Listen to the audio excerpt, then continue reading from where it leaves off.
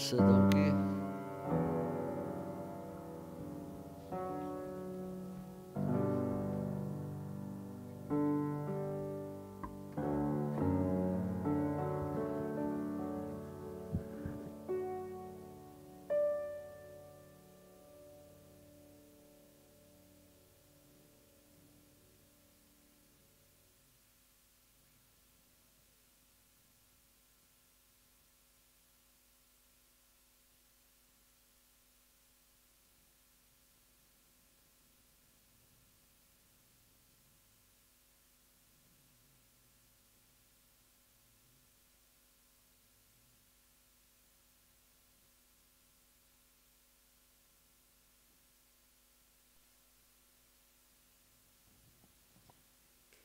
Is hy nou daar? Sy. Ok, ek gaan 'n dubbel nagmaal doen vandag. Want ek het voorraad vir 2.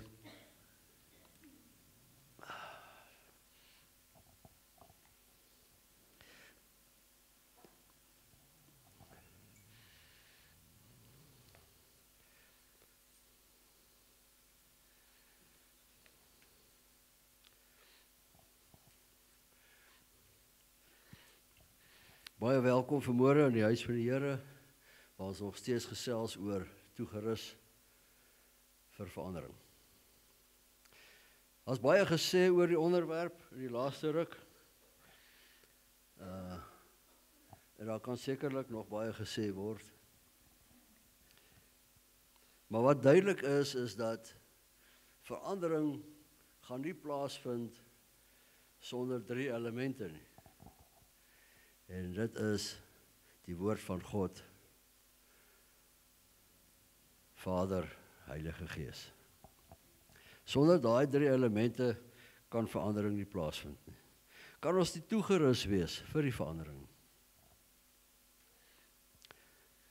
En so weet ons dan ook dat die drie-enige God wat ons dien, het vir ons alles gegee wat ons nodig het om daai verandering te kan laat gebeur. Ons weet die verandering het ons gesê is 'n transformasie, dis nie net 'n change nie, dis 'n transformasie waar jy van die mot of die kokon of die papie verander in 'n vlinder. So dis heeltemal iets anders wat aan die einde van die dag te voorskyn kom. Ons het gepraat van die new creation. Die almal in Christus is 'n nuwe skepsel. Dit is die transformasie wat plaasvind. En deur hierdie transformasie, omdat ons weergebore kinders van die Here is, word ons toegerus deur Heilige Gees. Heilige Gees kom in ons harte in en Heilige Gees bring vir ons die transformasie en verandering binne in onsself. En ons het baie gepraat oor Romeine 12 vers 2 wat sê dat moenie weer gelykvormig word aan die wêreld nie, maar word verander, getransformeer. Hoe? Deur die vernuwing van ons denke. En ons wil vandag bietjie daaroor gesels. En hier is eintlik vat so is eintlik die inleiding tot geestelike oorlogvoering, maar dit is 'n onderwerp wat baie breed is en baie wyd is en wat ou nie regtig eer wil aangee nie. Maar is noodsaaklik om die kennis te hê, om te weet en te verstaan hoe dit werk. En as ek sal met pastoor praat as jy wil, dan kan ons dalk 'n reeks hou daaroor, oor geestelike oorlogvoering. Want ek glo dit is nodig dat elke kind van die Here toegerus sal wees. Dis deel van die toegerusheid om die liggaam te kan bedien en ook buite kan die liggaam.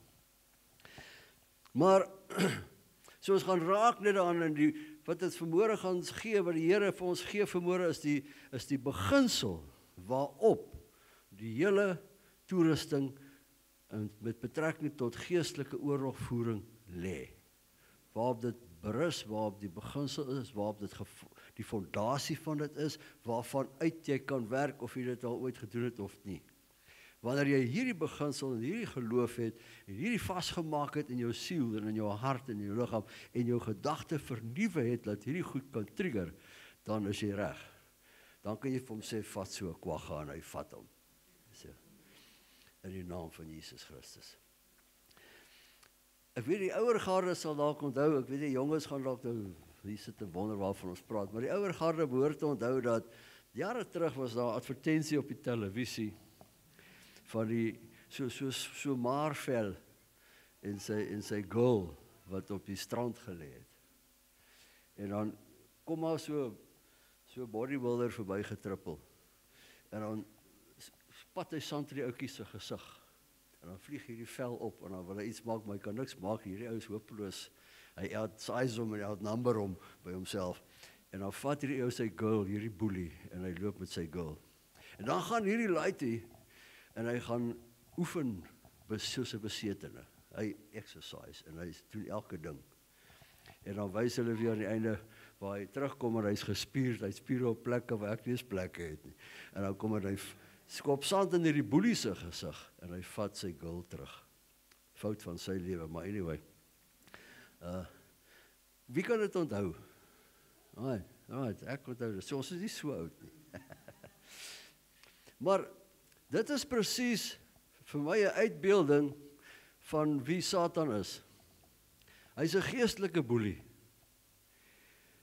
Oor die eenvoudige rede dat ons dit nie muscles geestelik om hom aan te vat nie. En nou kan hy ons boelie, want ons verstaan nie hoekom en hoe nie. Dit is presies wat gebeur. En dan kom vat hy die blessings wat ons gekry het, omdat hy ons kan boelie. Dis wat gebeur. Nou Jesus Christus het gekom en hy het vir ons gesê, wanneer jy weergebore is, die wat aan hom glo, dit is hoe jy gaan lewe. Ons lees dit in Markus 16. In Markus 16, daar kom Jesus en hy sê vir ons, dit is hoe dit veronderstel is om te wees, nadat jy weergebore is. Onthou nou wat ek gesê het, ons moet hierdie beginsels vat, en ons moet hierdie goed glo. Hierdie goed moet die kern van ons geloof raak. Okay? Sodat ons hierdie goed in ons kop het, dat dit ons default aksie en reaksie kan wees, dat dit die ding is waarop ons terugval, wanneer daar goede gebeur. Ons moet hierdie goed verstaan, ons moet dit glo, ons moet dit ons eie maak, ons moet nie 'n opinie daaroor hê nie, ons moet 'n posisie daaroor hê. Ons moet daai posisie inneem. Okay. So Markus 16 kom Jesus, het hy hom vir ons op daar. Daar sê nou net, en hy sê, en vir die wat geglo het, dis nou ons, ne? Sal hierdie tekens volg. In my naam sal hulle duiwels uitdryf. Snaaks dat hy dit eerste noem. Die eerste sal gesond word. Maar hy sê, sal hulle duiwels uitdryf. Eerste ding. Met nuwe tale sal hulle spreek. Vers 18. Slange sal hulle opneem, en as hulle iets dodeliks drink, sal dit hulle geen kwaad doen nie. Op siekes sal hulle die hande lê, en hulle sal gesond word.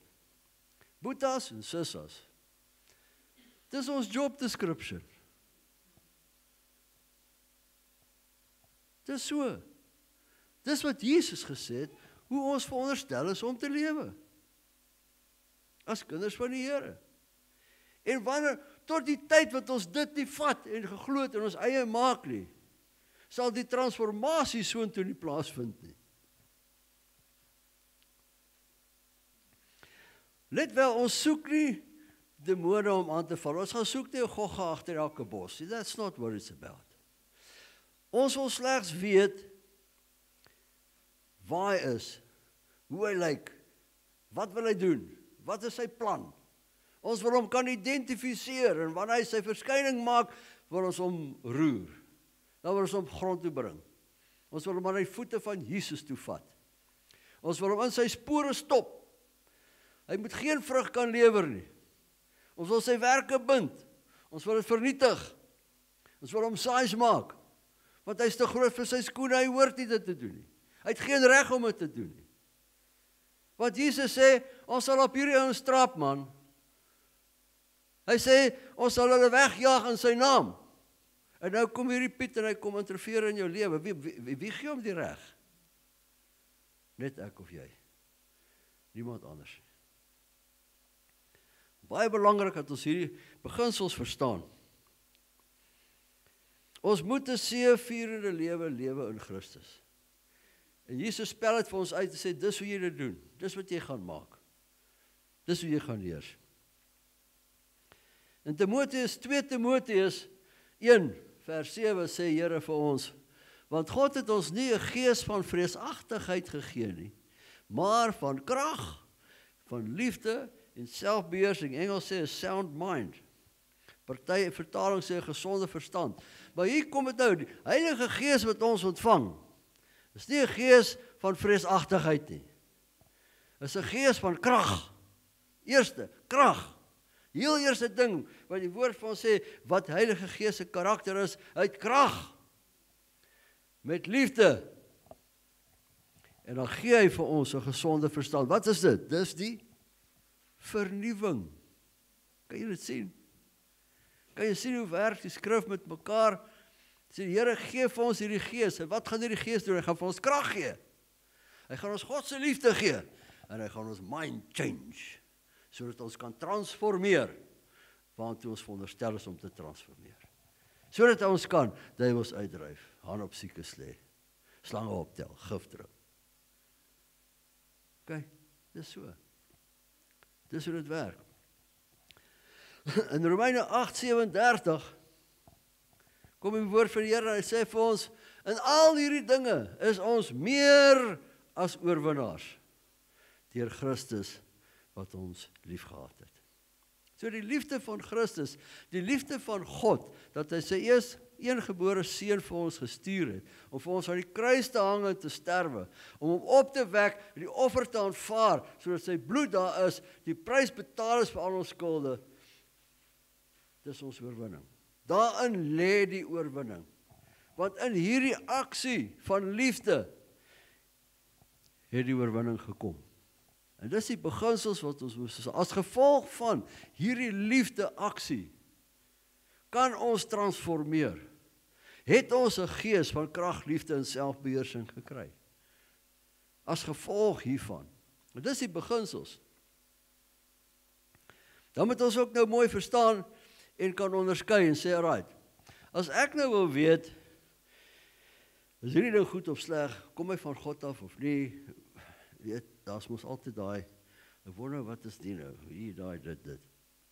Moet ons verstaan, ons moet ons Vader ken. Ons moet ons Vader ken.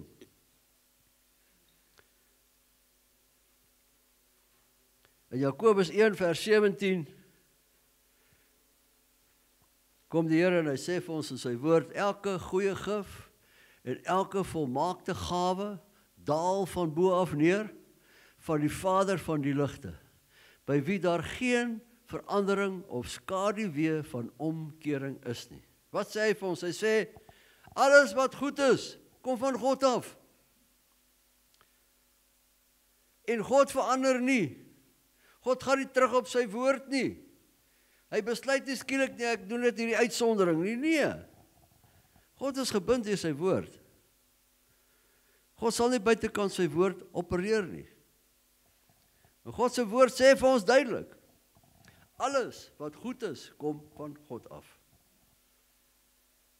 In Johannes 10 vers 10, daarenteen, daar kry ons die job description, die posbeskrywing van Satan. Die dief kom net om te steel, te slag en te verwoes. Jesus sê, ek het gekom, sodat jy lewe en oorvloed kan hê. So die posbeskrywing van die vyand is wat? Hy's 'n dief, hy kom steel, hy kom slag, hy verwoes. That's it. Daar's nog baie ander attributes, ons gaan nou kyk daarna. Maar ons moet hierdie eienskappe ken en ons moet hierdie goed in ons kop hê. Ons onthou die Satan kom en hy as 'n engel van die lig. Hy kom doen hom voor. Baie slie. En hy vang ons uit.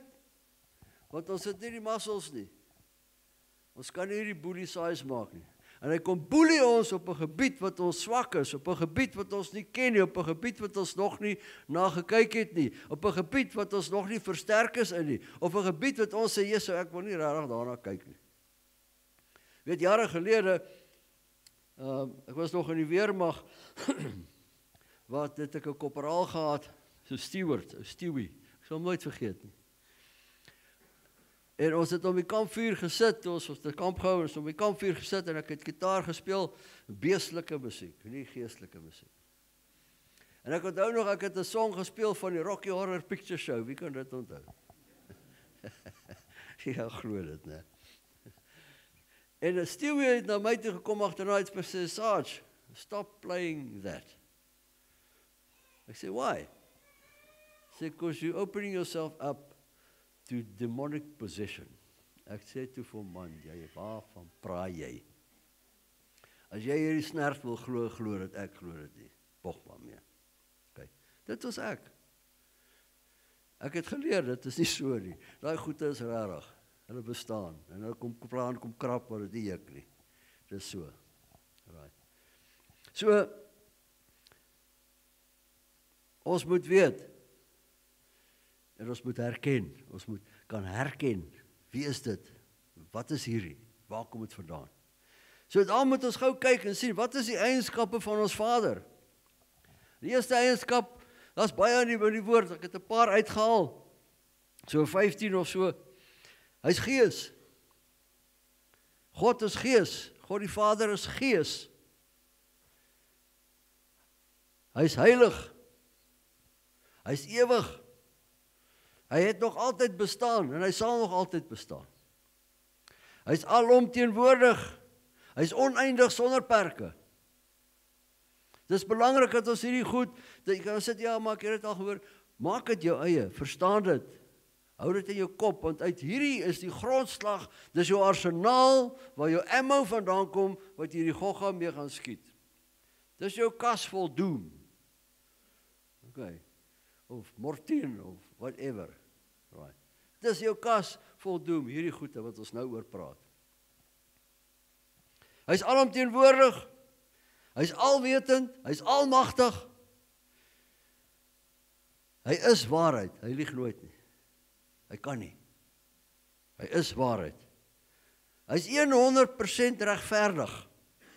God, ons Vader, is 100% regverdig. Hy is heeltemal goed. Jesus Christus kom en sê, daar is niemand goed nie behalwe God. Hy is lewe. Sonder hom is daar nie lewe nie. God is lewe. Hy is onveranderlik. So het gelees daar, hy verander nie. Hy is soewerein. Hy is die absolute opperheerser. Absolute opperheerser. There's no one above him. Daar's niemand bokant hom of enigiets. Hy is liefde. God is liefde. En wat weet ons van volkome liefde? Dit dryf die vrees uit. Ja. Dit oorkom alles. Oordek alles. En onthou 1 Korintiërs 13. God is getrou. Hy is absoluut betroubaar. As God se woord vir jou iets gesê het, dan kan jy maar weer, dit is so. Hy gaan nie terug op sy woord nie. Hy is wakker agter sy woord. Die woord van die Here sê, hy is wakker agter sy woord. Sy woord keer nooit leeg terug nie. Dit doen waarvoor het gestuur is om te doen. Ever. Hy is barmhartig, bo menslike begrip, barmhartig. En hy is ons voorsiener. Hy gee om en hy sorg vir sy skepping. Nie net ons nie, sy ganse skepping. En ons moet verstaan dat God se eienskappe raak nooit uit balans of werk glad nooit te mekaar nie. Hy kan nie buitekant sy karakter optree nie.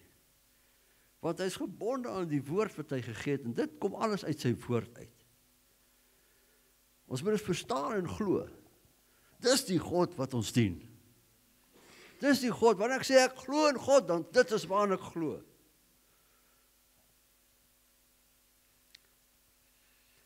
Right, so kom ons kyk bietjie na die leenaar, Satan. Wat is sy karaktereienskappe wat die woord vir ons vinnig leer? Eerste plek, hy's 'n leenaar. Hy's 'n leenaar. Hy's 'n moordenaar. Wat doen 'n moordenaar? Hy maak mense dood. Hy maak nie diere dood nie, hy maak mense dood. Boeta sissas verstaan dit, as die woord van die Here sê, hy is 'n moordenaar. Hy maak mense dood. Weet dit. Waar dink jy kom selfmoordgedagtes vandaan? Hy maak mense dood. Hoekom doen hy dit? Want hy wil ons stil maak. Hy wil nie hê ons moet oorwin hoe deur die woord van ons getuienis nie. Dis sy plan. Hy wil jou stil maak. So wat maak hy? Hy maak jou kwaad, hy maak jou bang, maak jou dood. That's it. Dis sy plan. En hy doen dit op allerlei maniere. Geen eer aan hom nie. Hy's 'n moordenaar. Hy's 'n saaier van onenigheid, van wanorde en chaos. Toi, is van die duiwel, is uit die put van die hel uit. Okay. 'n Opstand en 'n opmars uit die put van die hel uit. Dis nie woord nie. Dis nie volgens God se orde nie. Hy's 'n teenstander van wie? Van God. En alles wat vir God staan. En alles wat vir God is. Hy het listigheid. Hy's listig. Hy's goddeloos. Hy's kwaadaardig, boos en haatlik. Dis wat die woord sê. Hy's lafhartig. Hy sal nooit sê dis ek nie. Ons moet nou baie mooi verstaan. Wanneer sê hy's lafhartig, beteken dit nie hy's 'n bangbroek nie. Nou, that's not what it beteken hy vat nie verantwoordelikheid nie. Dis wat hy het nie ruggraat om te sê dit was my fout nie. Nee. Hy kan jou seermaak, hy kan jou boelie, hy kan jou afknou, hy kan jou doodmaak, hy kan jou slag, verwoes en steel. Dit kan hy doen. Daarvoor het hy guts. Maar hy het nie die guts om te sê ek is jammer. Okay? Hy sal dit nooit in sy lewe doen nie. Soveel so dat hy in die put van vuur gegooi gaan word omdat hy dit nie kan doen nie. Hy's 'n versoeker. Hy organise versoeking. Al die pad. Dis sy job. Hy's 'n dief. Hy het geen beginsels nie. Hy het geen beginsels nie. Niks. Moenie dink jy gaan 'n deal maak met hom nie. Forget it. Hy het geen beginsels nie. Hy lieg al die pad. Hy praat nie 'n woord van waarheid nie. As hy vir jou kom en hy sê goeiemôre, maar jy kyk hoe laat dit is, kos hy lieg.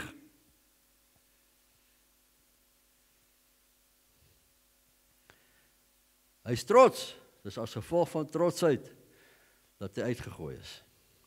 Hy's bedrieglik, oneerlik. Hy's fel en hy's wreed. Engels sê fierce. Okay. Aggressief. En hy's 'n vernietiger. Aggressief, 'n brullende leeu. Kyk wie hy kan verslind. Vernietiger.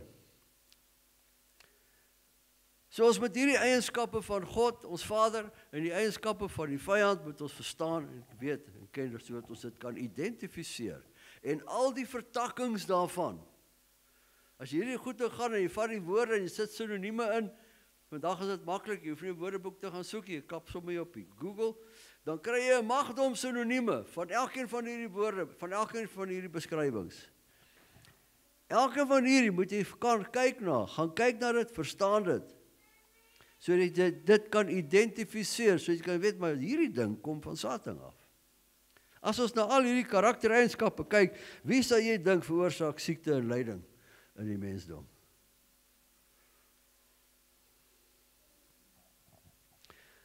Nou moet ons mooi verstaan, ons het nie nou 'n vergelyking getref tussen God en Satan nie.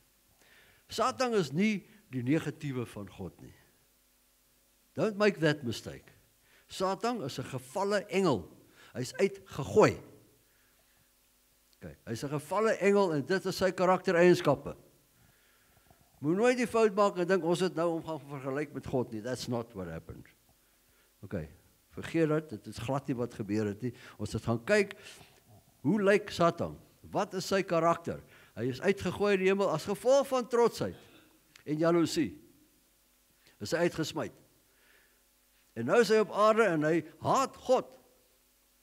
En nou probeer hy alles in sy vermoë om die mense te keer om by God uit te kom. Dis wat hy doen. Okay. Hy het nie magtiger geword toe hy uitgegooi is. Hy het nie nou superpowers gekry en nou sy Batman, Superman en Spider-Man en al die ouens nie. Nee. Hy het sy glorie verloor toe hy uitgegooi is.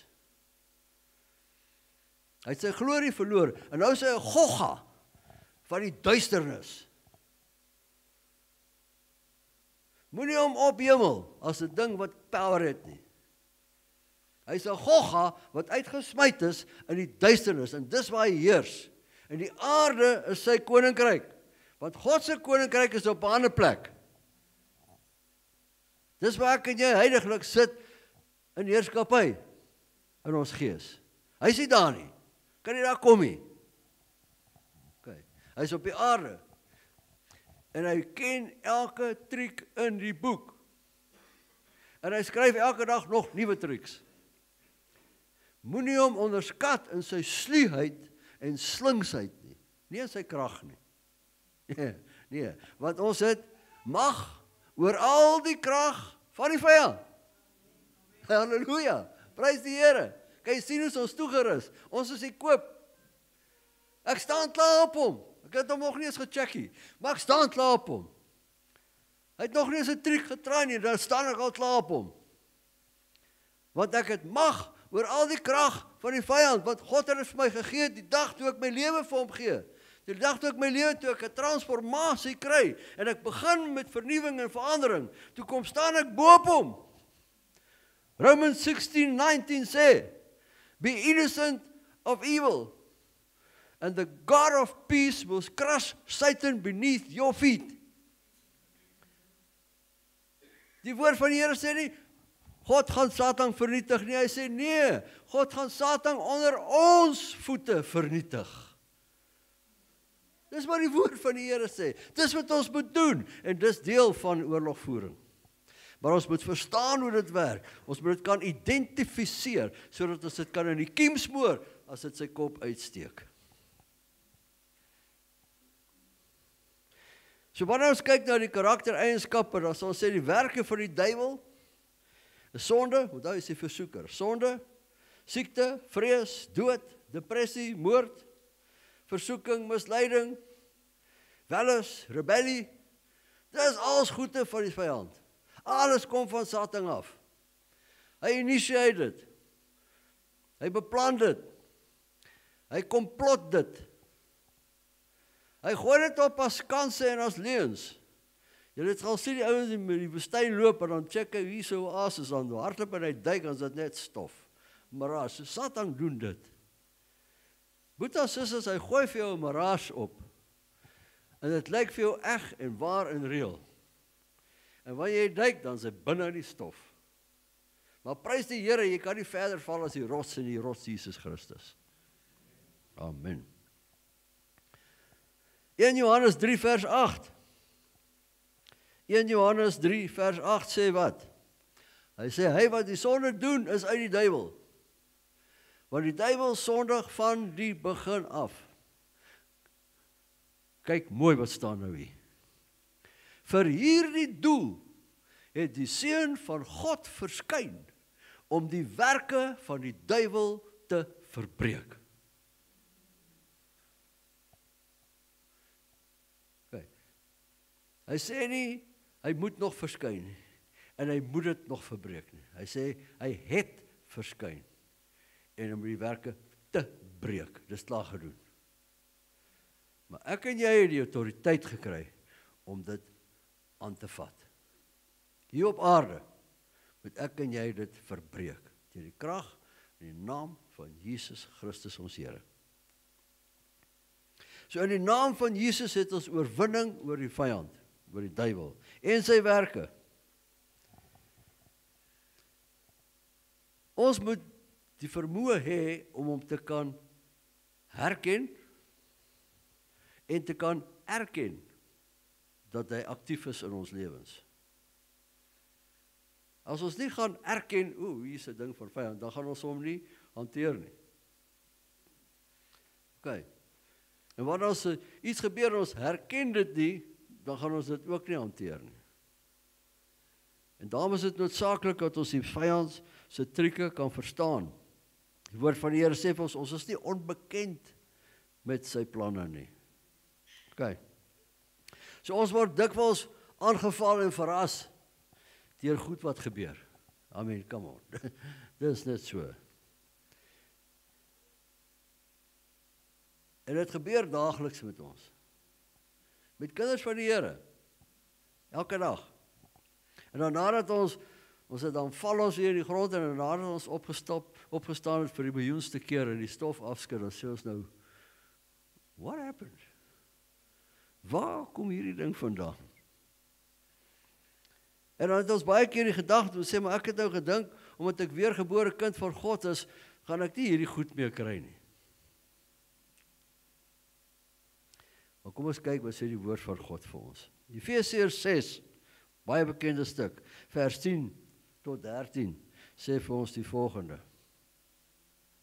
Hy sê eintlik, my broeders, word kragtig in die Here en in die krag van sy sterkte. Kom ons stop dit gou daar.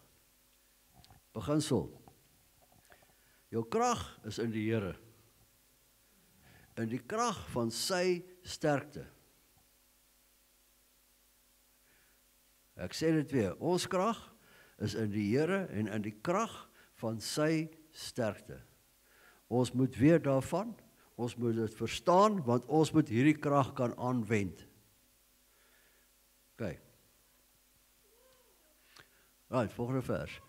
Dan sê hy, trek die volle wapenrusting van God aan, sodat jy staande kan bly teen die liste van die duiwel. Ons gaan nie nou die wapenrusting behandel, jy moet nie worry. Ek sien allemaal skrik die oor, nee, ons gaan nie. Maar hy sê, ons moet die wapenrusting aantrek, en die wapenrusting is, ons moet weet, waar is die krag? Hoe werk die krag van Jesus Christus? Ons moet weet, hoe tap ons in op hierdie krag van Jesus Christus? Ons moet verstaan, hoe werk die oorwinning? Okay, ons moet kan identifiseer, dis 'n gogga. Ons moet kan identifiseer, dis 'n plan van vyand. Ons moet kan identifiseer, dis 'n ding wat die vyand probeer verhoog bokant Christus Jesus. Ons moet kan identifiseer, dis 'n gedagte wat nie werk nie. Ek moet hom vat na gehoorsaamheid in Christus toe. Dit is wat ons moet doen, sodat ons die vyand kan identifiseer wanneer hy manifesteer in ons lewens, want hy probeer al die pad. Hy probeer daagliks. So het moet staande bly teen die liste van die duiwel. Want ons worstelstryd is nie teen vlees en bloed nie, maar teen owerhede, teen magte, teen die wêreldheersers van die duisternis van hierdie eeu, teen die bose geeste in die lig. Daarom, neem die volle wapenrusting van God op, sodat jy weerstand kan bied in die dag van onheil, en nadat jy alles volbring het, dis nou die dag van onheil, staande kan bly. Okay.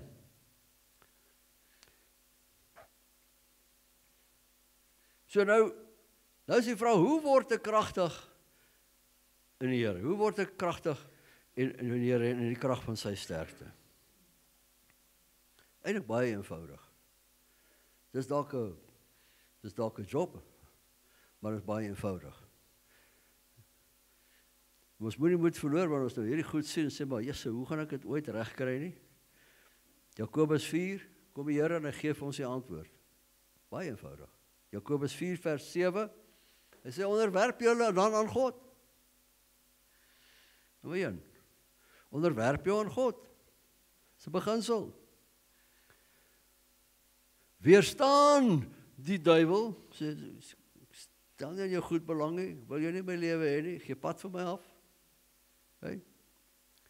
En hy sal van julle wegvlug. Wat het gebeur met Jesus Christus toe hy versoek was in die woestyn? Die vyand het hom getraai, en hy het hom met woord gekelder, en naderhand het die vyand van hom af weggegaan, uitgelos. So hoe word ek kragtig in die Here, en in die krag van sy sterkte? Ek onderwerp my aan God. Dis 'n keuse. En dis waarvoor ons nog die hele tyd van praat, die verandering. So die onderwerping aan God is waar die transformasie vandaan kom, waar die transformasie inkom. Okay. Ek onderwerp my aan God, dit beteken ek is gehoorsaam aan hom. Aan al sy goede, aan sy hele woord wat hy gegee het. Al die beginsels wat hy daar het. Ek onderwerp my aan die Here. En omdat ek my onderwerp aan die Here, dan gee hy my die vermoë en die verstand en die siening en die helderheid om te sê, maar ek weerstaan die duiwel. Want ek kan nie twee Here dien nie. Is of die een of die ander een. Die woord van die Here sê vir ons, jy kan nie God en Mammon dien nie. Want jy gaan die ene los en die ander een aanhang. Of jy gaan beter werk vir een as vir die ander een. So jy onderwerp jou in totaliteit aan God, dit beteken gees, siel en liggaam. Onderwerp jy jou aan God. Dan, wanneer dit gebeur het, dan beteken dit, jy het Heilige Gees in jou. En dan kan jy die duiwel weerstaan. Voor jy nie Heilige Gees in jou het nie, en die transformasie begin omgaan nie, gaan jy nie die duiwel kan weerstaan nie. Jy het nie die vermoëns in jou eie krag om dit te doen nie.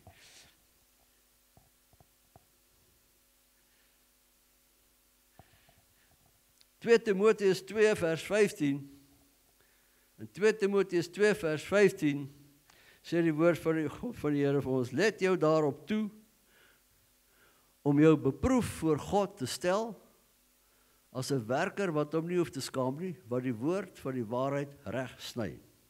Wat beteken dit? Dit beteken ons moet woord hê, ons moet woord leef, ons moet woord lees. Ons moet woord bepeins. Boetas, sissers, dit gaan nie oor of ek die Bybel kan deurlees in 'n jaar nie. It's good and well if you do it, it's fine, daar's niks verkeerd daarmee nie. Dit gaan oor die openbaring van die woord. Dit gaan oor die woord jou eie maak. Dit gaan om die woord te vat en hy word jou swaard. Dis waaroor dit gaan. En die woord is dit wat die olie laat loop. Die woord is dit wat die Heilige Gees aktiveer. Want Heilige Gees reageer slegs op die woord van God, op niks anders nie. Maar wanneer ek en jy weergebore is, en ons praat, dan sê die woord van die Here vir ons, dis asof jy praat in die naam van Jesus Christus. Asof jy praat met die gesag van Jesus Christus. Hy sê jy is Jesus Christus, hy sê, dis asof, dis soos. En dit aktiveer ook Heilige Gees. Dit raak bietjie kompleks, maar dis okay. Moenie worry. Kry die beginsel reg, ons moet woord hê. Ek herinner my aan 'n storieetjie van 'n klein laaitetjie wat by sy oupa gaan kuier het op die plaas. En vroeg môre dan staan oupa op en dan gaan start hy die koolstoof op. En dan kom die klein mannetjie en dan kom sit hy daar so 'n snaretjie en so sit hy by oupa. En dan sit oupa en hy lees sy Bybel terwyl die stoof nou opstaar. En een môre kom die mannetjie en hy sê vir hom, oupa, hoekom lees jy Bybel? En oupa het hom so gekyk en sê, hoorie seun, voor ek jou antwoord, sien jy daai sak, die ou streepsak daar, was pik swart. Sê, gaan gou vir daai sak, dis nou 4 uur in die môre. Dan gaan jy gou uit daar buitekant by die kolekamer. Dan gaan gooi die kolle wat in daai sak is uit. En dan was jy vir oupa daai sak en bring hom vir my terug. Eers die mannetjie is op, ek gaan gou. En hy is daar uit, die kolle uitgegooi en hy was. En hy kom daar dan terug, moedeloos, met die sak daar, en dit is koud, en alles. En hy sê, oupa, ek kry nie hierdie sak skoon nie. Daar sit nog swart goed aan. Oupa sê, dit is fyn, maar kyk bietjie mooi. Lyk hy nie skoner as wat hy gelyk het nie. Hy sê, ja, hy was pikswart, nou is hy net so hier en daar 'n ding. Hy sê, jy sien, dis hoekom ek Bybel lees. Dit was my ook skoon. Broeders en susters, dis die woord van die Here. Wanneer ons hom lees en bepeins, dan maak ons, ons weet dit nie is nie. Ons weet nie eens waar hy werk nie. Ons weet nie eens dat dit gebeur nie, maar dit gebeur. En dit rus ons toe en maak ons arsenaal vol, sodat ons reg is wanneer ons met hierdie ouens moet gesels, wanneer ons hierdie ouens moet aantree, dan kom die woord uit en dan kan jy hierdie ding aanspreek.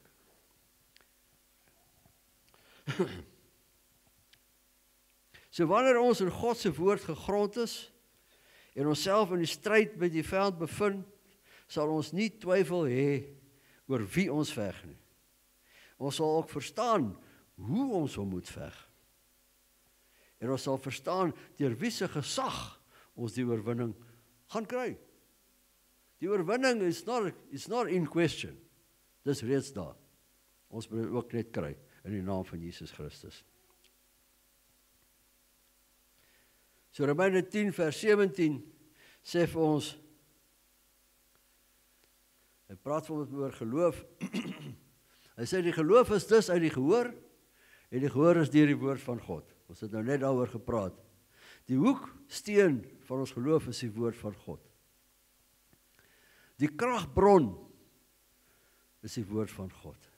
Want dit gee vir ons die geloof aan Jesus Christus. Dit vertel vir ons hoe dit werk. Toe kom Jesus in Matteus 18, vers 18 tot 20, en hy gee vir ons die sleutels. Hy sê, gee vir die sleutels van die koninkryk. Jy kan hy stukkie onthou. Gee vir die sleutels van die koninkryk. Hy sê, voorwaar, ek sê vir julle, alles wat julle op die aarde bind, sal in die hemel gebonde wees. En alles wat julle, op die aarde ontbind, sal in die hemel ontbonde wees. Weer sê ek vir julle, as twee van julle saamstem op die aarde oor enige saak wat hulle mag vra, dit sal hulle ten deel val van my Vader wat in die hemele is. Want waar 2 of 3 in my naam vergader, daar is ek in hulle midde. Hierdie is 'n baie, baie belangrike beginsel vir enige aspek van jou lewe. Die woord van die Here kom en hy sê vir ons, Jesus kom en hy sê, ek gee vir julle die sleutels van die koninkryk.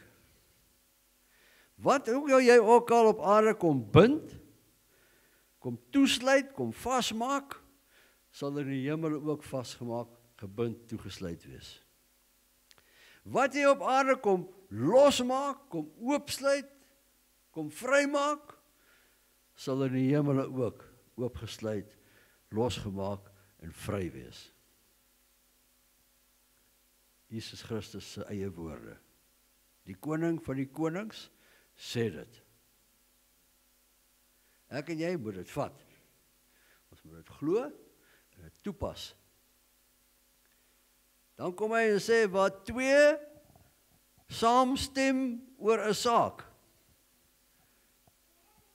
Natuurlik in lyn met God se woord, sal dit vir hulle so gebeur. Wat 2 saamstem oor 'n saak. Moet daar sisse, wanneer jy geestelike oorlogvoering doen, dan sien jy dan meeste van die tyd 'n beraader betrokke. Okay, waar dink julle kom die prosedure vandaan? Dit is sodat daar 2 ouens kan wees. Die ou wat bedien word en die ou wat die bediening doen. Want hulle gaan saamstem, hierdie Piet moet gaan. En dan sal dit so wees, want die woord sê so. Okay? Ons moet hierdie beginsels verstaan. So wanneer jy te doen kry met hierdie affære, dan wat die woord van die Here vir ons sê, bid vir mekaar. Kom bely julle sondes teenoor mekaar. Nou bedoel nou nie, jy moet nou kom en sê, jy's ou Maurits, ek het nou al 'n kar gesteel jou. That's not what it's about. Dis om te sê, Maurits, kom help my hier so gogga, en ek wil ons moet van hom ontslaa raak. That's what it means. Maar dan is ons 2 wat saamstem. Of gaan na jou vrou toe en sê, vrou, kom help my, nou moet jy vas staan, sissa. Stuur hierdie wa, laat hy gaan, ons stem nou saam, hy moet gaan, hy pla. 2 wat saamstem oor 'n saak, in die naam van Jesus Christus. Dit sal so wees. Beginsels van geestelike oorlogvoering, onthou hierdie goede. Wat ons moet weet, wanneer 2 of 3 by mekaar is, watch net daar, want waar 2 of 3 in my naam vergader, daar is ek in hulle midde. Moet as ons kom kerk toe, en baie keer kom ons kerk toe, en ons besef nie, ons vergader in naam van Jesus Christus hier nie, en hy is hier, in ons midde. Ons kom sit in die kerk, en ons is nie regtig lekker lus om hier te wees nie, of wat ook al die geval, ons gedagtes gaan die kant, daai kant, hy is hier, hy sien as jy sit en slaap. Dis die kort en lank daarvan. Hy sê, waar 2 of 3 in my naam vergader, daar is ek.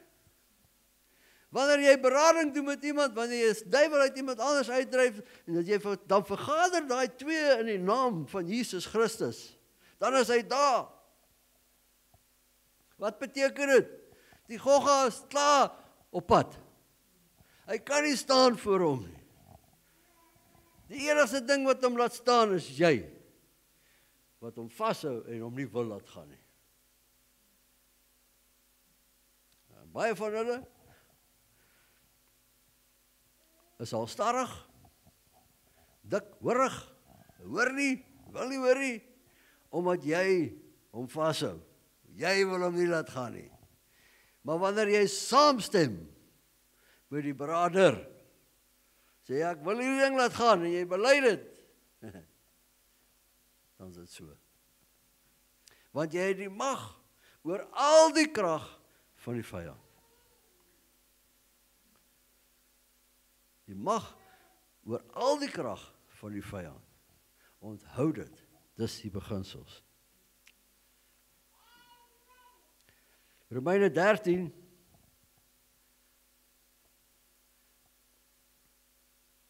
kom hier en hy sê, daar is 'n paar goed wat ons moet doen. Deel van hierdie onderwerping aan God, is daar seker goed wat ek en jy moet doen. Ons het nou alles gekry, ons het alles gekry wat ons moet hê en nodig het en sal nodig kry, dis alles daar. Maar vir my en vir jou om access te kry, om toegang te kry tot hierdie goed, is daar goed wat ons moet doen. En een was nou, onderwerp jou aan God. Onderwerp jou aan God. En nou kom hy in Romeine 13, en hy sê vir ons die volgende. Die nag het ver gevorder en dit is amper dag, laat ons dan die werke van die duisternis aflê en die wapens van die lig aangord. Right. Ons moet dit doen. Ons moet die werke van die duisternis moet ons los. Aan die ander woorde, die sonde, whatever het mag wees, ons moet dit los nou. Ons moet nou ophou daarmee, ons moet dit afgooi. Onthou, ons het die omkeer gedoen. Ons het 'n 180 grade omkeer gedoen toe ons weergebore is. So hou nou op met daai goede. Ons moet dit nou los. Want as ek dit nie los, is ek nie onderworpe aan God nie. En as ek nie onderworpe is aan God nie, gaan ek nie die duiwel kan weerstaan nie.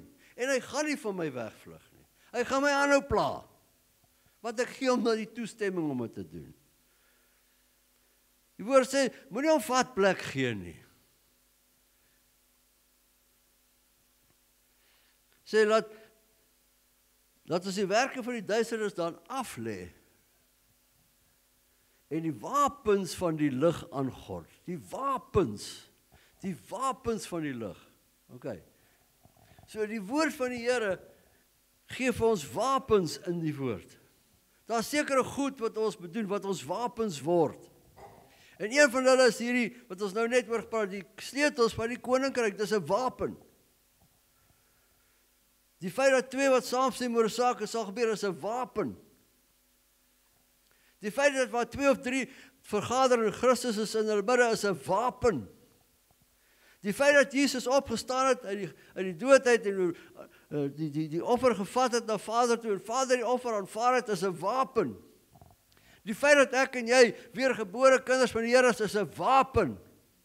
Die feit dat ons kan transformeer en ons reeds getransformeer het en besig is om te verander, is 'n wapen. Die feit dat ons uitgehaal is uit die duisternis en oorgebring is in die koninkryk van die lig, is 'n wapen. Die feit dat ons geloof het in Christus Jesus, is 'n wapen. Die feit dat die woord van die Here in ons harte is 'n wapen. Ons moet die wapens van die lig aangord en die duisternis se goed los. As ons dit nie doen nie, gaan jy sukkel met goggas. Ek sê hulle gaan jou possess nie, that's not what I'm saying. Ek sê hulle gaan jou pla. Hulle gaan jou ever pla.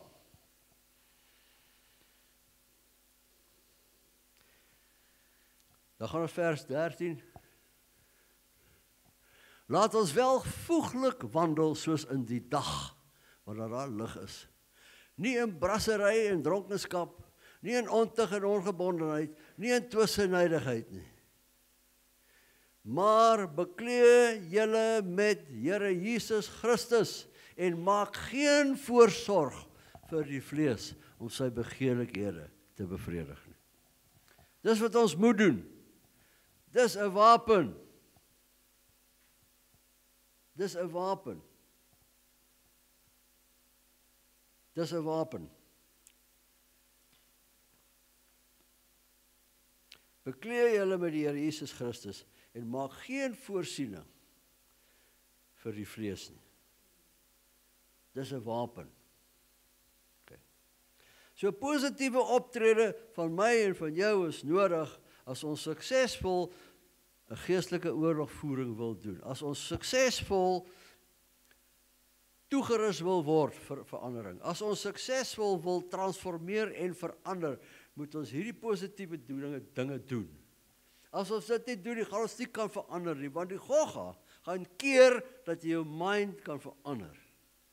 Dat jy jou mind kan vernuwe. En as jy nie jou gedagte kan vernuwe nie, gaan jy nie kan transformeer nie. Wat sê Romeine 12:2? Hy sê, word verander deur die vernuwing van jou gedagte. Die gogga gaan keer dat jou gedagte vernuwe. Hy gaan dit keer, hy gaan vir jou anders sê, jy's useless. Hy gaan vir jou anders sê, jy kan dit nie doen nie. Hy gaan vir jou anders sê, jy's lelik. Hy gaan vir jou anders sê, jy gaan bankrot word. Hy gaan vir jou ander aan nonsens en leuns en goed kom vertel, en jy gaan dit glo, jy gaan begin vrees, en daar gaan die hele storie. En wat gebeur? Jy bly stil. Jou mond is gesnoer, want jy vrees, want jy worry, want jy dink, jy wonder, jy dink, wat gaan nou? En jy skinder en jy praat en jy voeg nog by en jy saai dood in jou eie lewe en so eskaleer die ding net en jy kom nie daarby dat jou mind kan verander en sê maar ek is 'n masterpiece van die Here wat my geskape het. Jesus Christus, ek is soveel werd dat hy sy lewe vir my gegee het toe ek nog 'n sondaar was.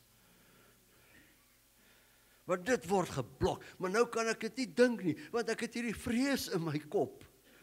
En nou kan ek nie transformeer en die wapens van die lig aangord en vir hierdie gogga beduie waartoe hy moet gaan nie. Dis hoe eenvoudig dit is. Maar ek moet my onderwerp aan God.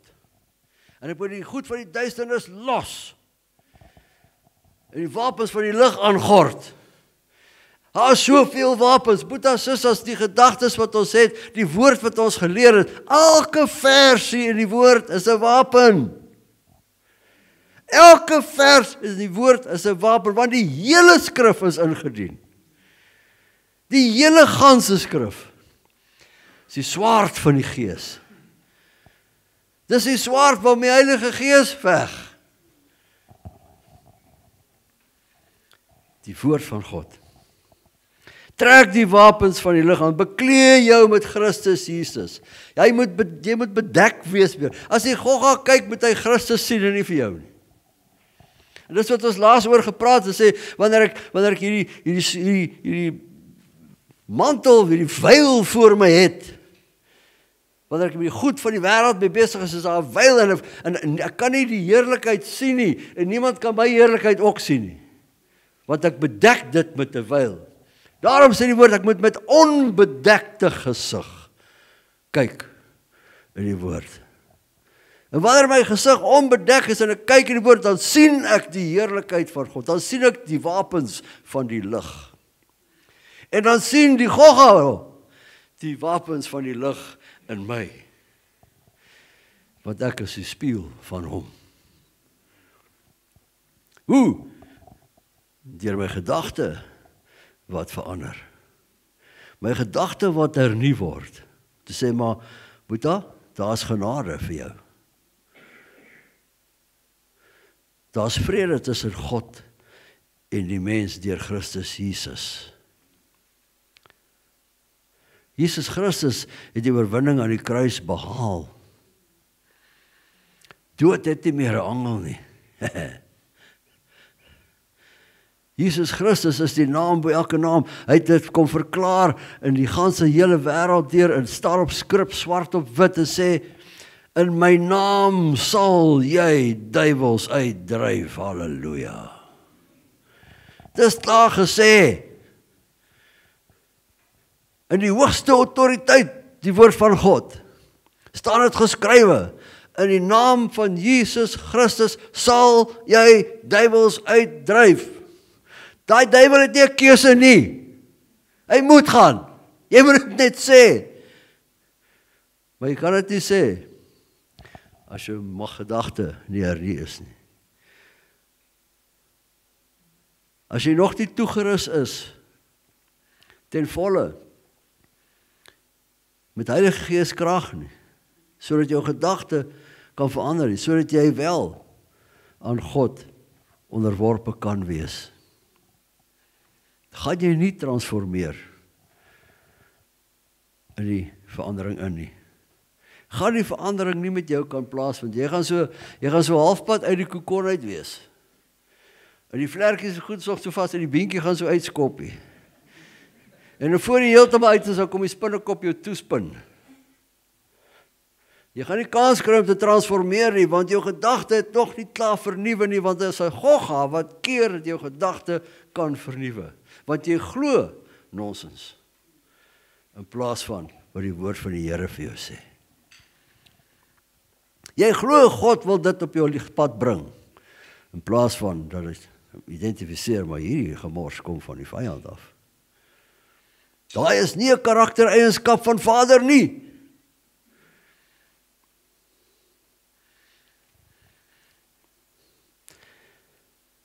Johannes 8 vers 36 sê vir ons, onthou ons moet ons bekleed met Christus Jesus.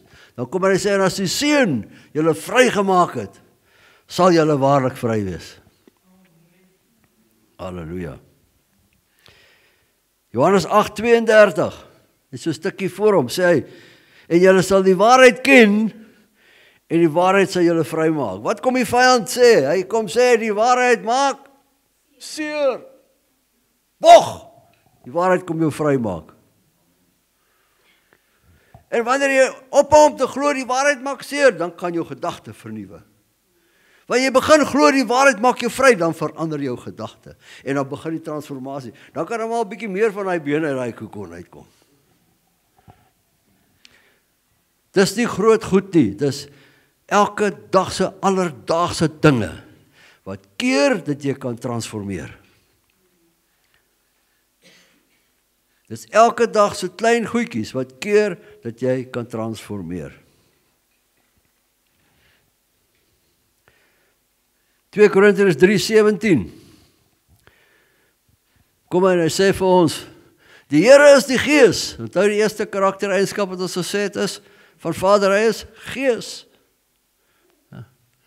En waar die Gees van die Here is, daar's vryheid. Lankal terug met die noorde en die suide se bakleierery in Amerika. Na die gevegte gekom het en verby is, toe kom hulle en maak 'n wetgewing, die president, en hy sê dat die slawe kan vrygaan. En hulle maak die wet en sê slawe is nou vry. En baie slawe het gegaan en hulle vryheid gevat en hulle is voort. En 5 na 10 jaar later, toe die ouens op sekere plantasies kom in die suide, toe is daar nog steeds slawe. Hulle sê, maar hoe is julle nog hier? Julle is dan vry. Hulle sê, nee. Ons weet, ons is vry. Ons weet, daar is 'n wet. Maar ons kies om hier te bly. As jy nie die vryheid aanvaar nie, dan gaan jy gebonde bly. As jy nie besef dat ek in totaliteit kan vrykom nie, nou praat ek van alles van wêreld, sisteme en situasies af. Okay. So hier is 'n tall order. Dit kan nie oornag gebeur nie. Die Here vra my te help daarmee. Maar die wêreldstelsels hou jou gebonde. Jou lening by die bank hou jou gebonde. Nee. Wêreldstelsels hou jou gebonde en jy moet loskom daarvan af. En dit klink nou, but it's impossible, vra die Here om jou te help. Hy sê dan, as Jesus jou vry maak, is jy waarlik vry. Want aan die begin van die diens, toe ons begin worship, en sê die Here, lê op my hart, dat ons moet totale oorgawe hê. Boetas en sissas, dis wat het is. Totale oorgawe, onderwerp jou aan God. Gee al hierdie goed vir hom. Sê, Here, ek wil loskom. Ek wil loskom van die wêreldstelsels af. Van die goed wat my gebonde hou. Ek wil loskom daarvan af. U het my vrygemaak, die woord sê het my vrygemaak. U het my die gees in my hart gegee, en waar die gees van God is daar vryheid. Die woord sê vir my dit. So jy moet vryheid in my hart wees. As daar vryheid in my hart is, moet daar vryheid in my liggaam wees, in my siel en my gees. Laat dit so wees, Here. Verander my gedagte. Change hom, sodat ek kan transformeer, dat ek heeltemal uit daai kokon kan uitkom, en dat ek serieus vlerke kan kry. Dat ek kan teruggaan na daai strand toe, en sand in daai boelie se gesig skop, en nie noodwendig die gul terugvat nie.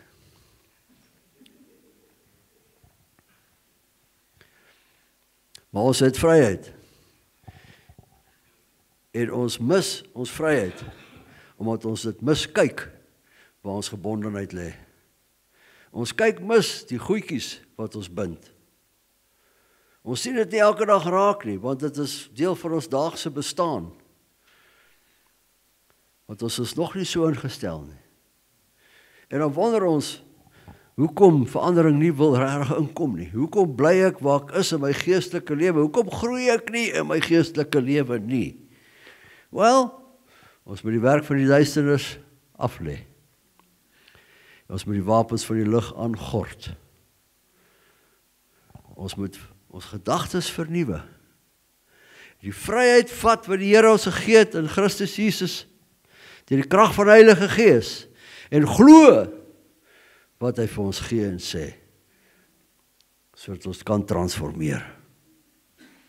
En dat ons hierdie vyand kan identifiseer, die dief wat kom om te steel, te slag en te verwoes, dat ons hom kan identifiseer, en sy planne kan vasmaak en kan breek en stop, voordat dit effek in ons lewens wil vat. In die naam van Jesus Christus.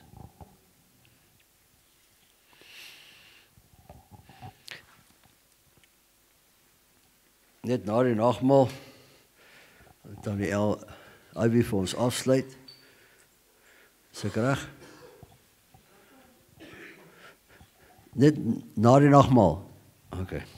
Het almal nagmaal? Almal 'n broodjie en 'n wyntjie.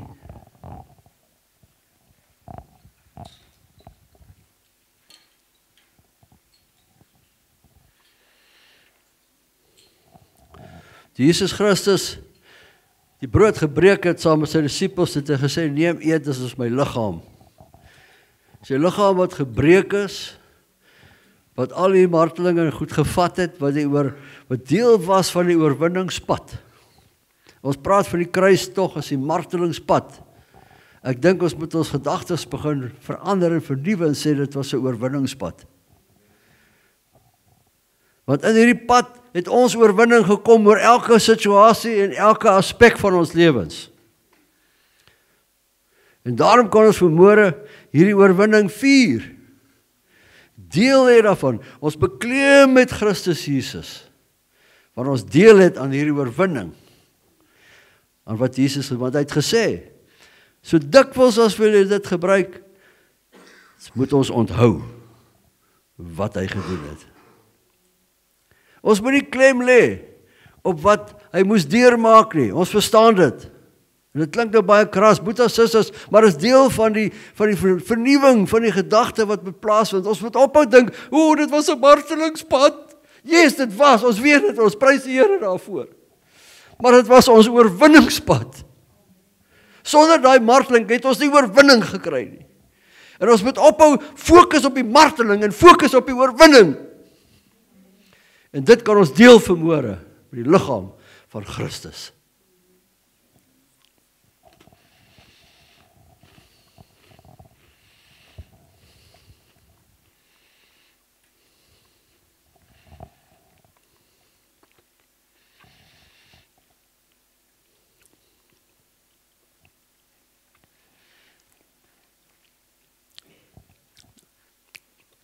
Die bloed wat Jesus Christus na Vader toe gevat het, as hoëpriester vir die ganse mensdom, het Vader aanvaar.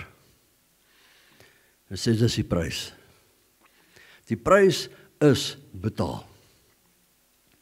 Daar's niks, nog 'n prys wat moet betaal word nie. Niks wat nog geëis gaan word nie. Dit is betaal. Dis deel van ons wapens. Wapens van die lig. Die oorwinning wat Christus Jesus behaal het oor sonde. Die offer vir sonde is gebring. Vir wat daar was, vir wat daar is, vir wat daar nog moet kom. Dis klaar gedoen. Jesus het aan die kruis gesê, dit is volbring. En daarom kan ons deel hê in hierdie oorwinning. Daarom kan ons deel hê en weet dat ons in totaliteit vergifnis ontvang het. Die dag toe ons weergebore is en bely het. Ons ontvang totale vergifnis wanneer ons bely dat ons verkeerd gedoen het. En ons word gereinig van elke ongeregtigheid wanneer ons dit bely.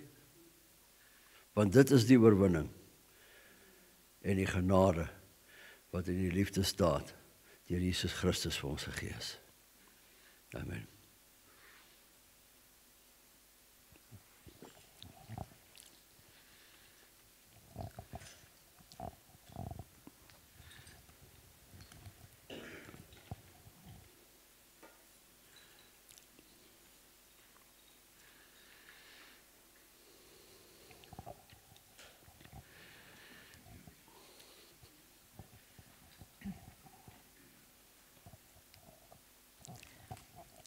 Father God, we come to you in the mighty name of our Lord Jesus Christ, and we say thank you, thank you, thank you for the privilege that we've had this morning of being in your presence, feeling your Holy Spirit in our midst, tugging at our hearts, your anointing, breaking the yoke and setting the captives free.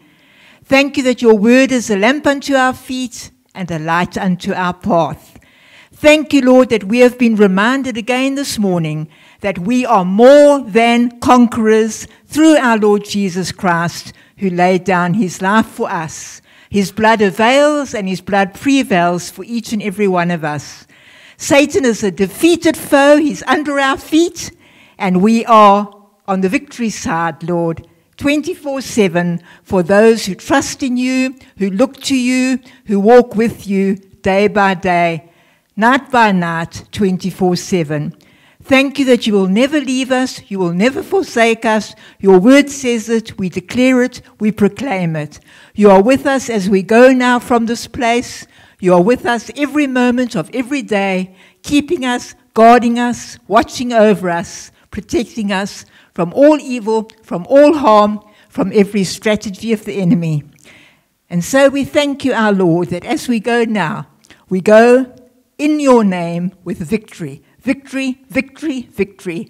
We go in the victory of our Lord in his name. And thank you, Lord. We know that you are with us, moment by moment, hour by hour, day by day. So we commit one another now, in the mighty name of our Lord Jesus Christ, to your care and your keeping with thankful hearts. And we all say amen and amen and amen.